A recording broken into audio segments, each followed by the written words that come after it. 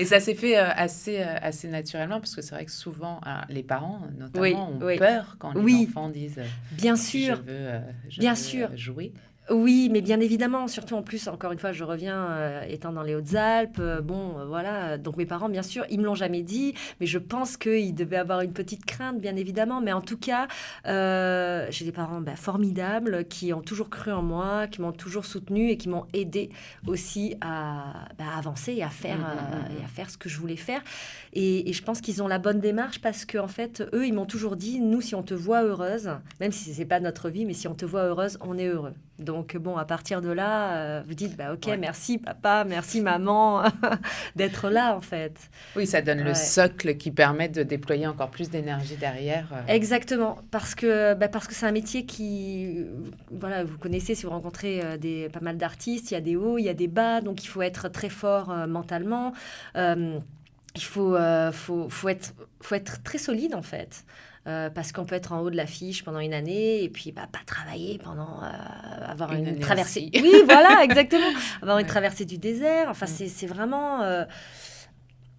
c'est étonnant. Donc c'est vrai que le plus dur, c'est de rester stable et d'avoir toujours des projets. Il faut avoir plusieurs projets, en fait. Il faut avoir des projets à court terme, à moyen terme et à long terme.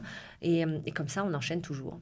Donc, ce que vous faites joyeusement en ce moment, si j'ai bien compris. Tout à fait. Oui, j'ai la chance de pouvoir enchaîner. J'espère que ça va durer. Et en tout cas, je fais tout pour, en effet, pour travailler tout le temps, puisque moi, je suis une passionnée. J'aime profondément mon métier et je ne peux pas vivre sans mon métier. Donc voilà, j'espère que ça va durer. Et je me permets d'ajouter que vous avez fait une formation, donc, comme vous le disiez, au cours Florent, de comédienne. Oui.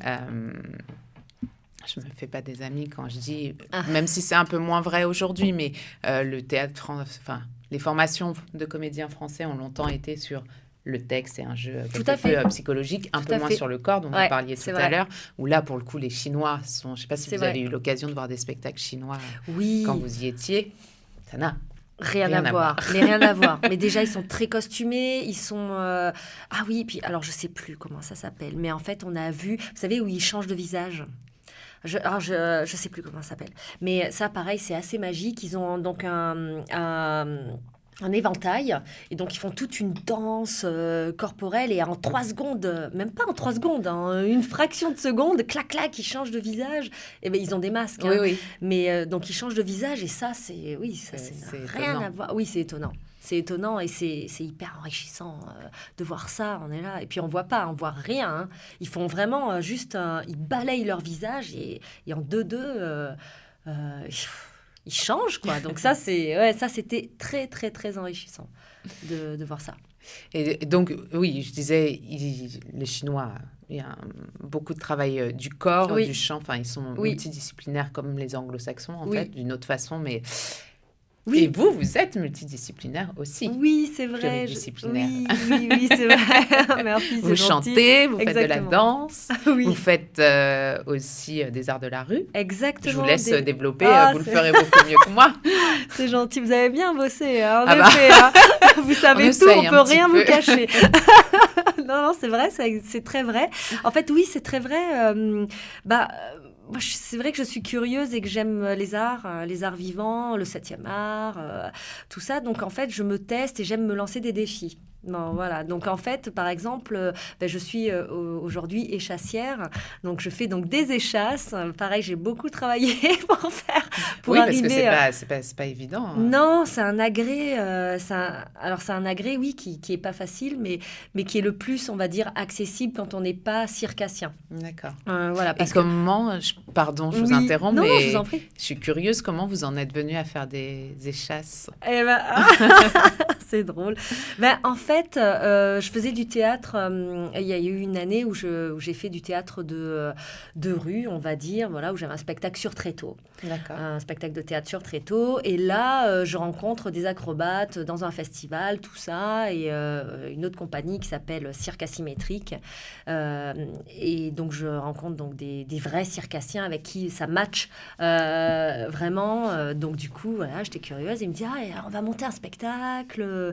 On cherche une comédienne, mais une comédienne échassière. Moi, je fais pas d'échasse. Je dis, mais attends, on te forme, tout ça. Je fais, bon, vous êtes sûr, mais je sais pas si je suis capable. Enfin, voilà, c'est quand même, vous savez, parce que vous savez, voilà. Puis les circassiens sont vraiment très axés sur le corps. Ils s'entraînent tous les jours, physique, quoi. Oui. C'est hyper physique. Nous, moi, je suis comédienne. Bon, même si, j'ai toujours fait du sport et puis j'aime la danse, donc je danse, tout ça, mais quand même, c'est pas la même culture, le même travail corporel, quoi.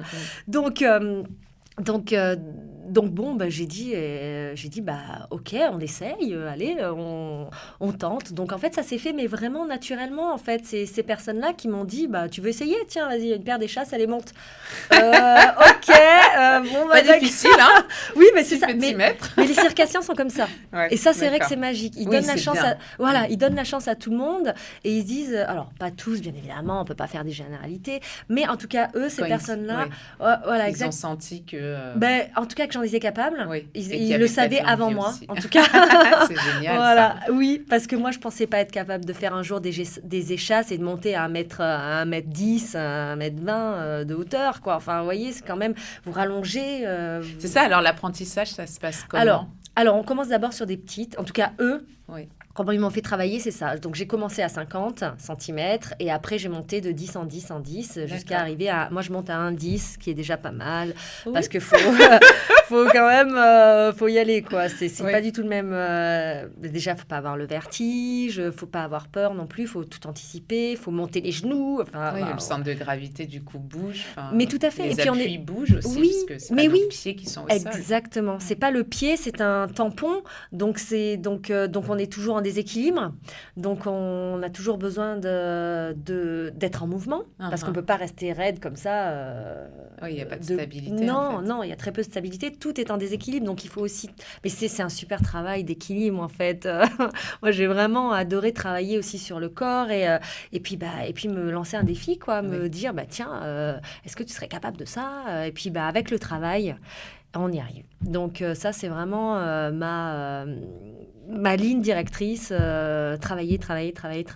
Et puis les efforts payent. Et donc voilà, donc je suis partie en spectacle avec eux. Et c'était vraiment une belle expérience aussi, quoi. Génial. Voilà. Là, j'en fais de moins en moins, mais de temps en temps, je fais une date par-ci, par-là avec eux. Voilà. On parcourt les routes. Et vous chantez aussi. Oui. J'ai vu en plus, alors je vais me permettre une petite salutation si par hasard il écoute l'émission, le nom de Marc Marian, avec qui j'ai pris quelques cours il y a longtemps. Mais Marc, donc c'est mon coach vocal. C'est grâce à lui en fait que j'ai déjà que j'ai découvert le chant. Donc c'est Marc Marian qui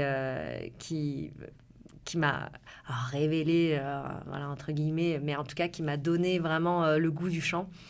Pareil, c'est un copain qui m'avait parlé de lui, je l'ai appelé et direct, je me dis, ok, je veux travailler avec toi. C'est la rencontre. Oui, il est super, il est vraiment... il s'intéresse vraiment à vous et il travaille à partir de vous, de votre personnalité, de qui vous êtes et du coup, à partir de là, vous travaillez un répertoire.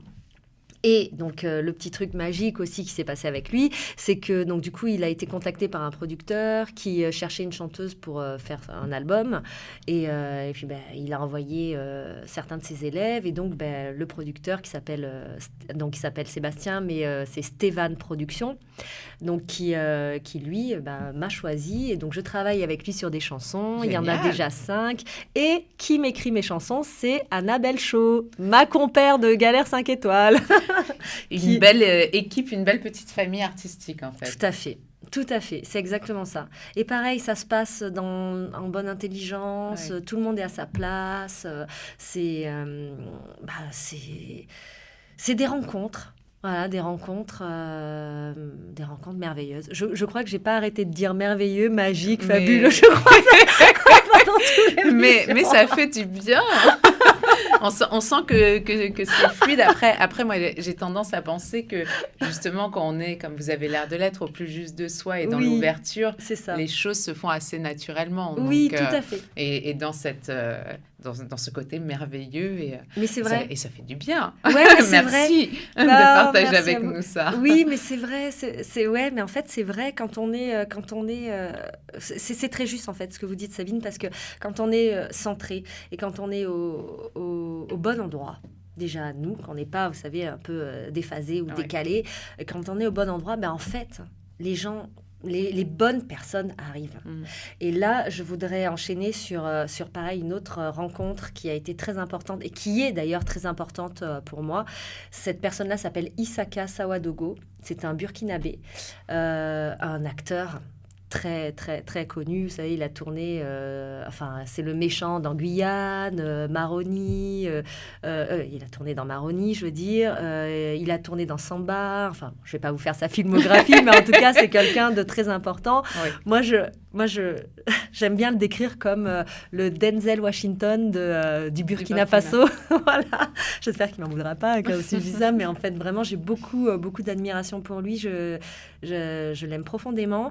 Et en fait, donc cette rencontre avec cette personne, donc avec Isaka, découle en fait il y a 2 projets, donc franco-burkinabé, franco-africain, qui arrivent là en 2019. Donc on développe... Génial. Ah oui, non mais ça pareil, c'est les anges, enfin voilà, vraiment...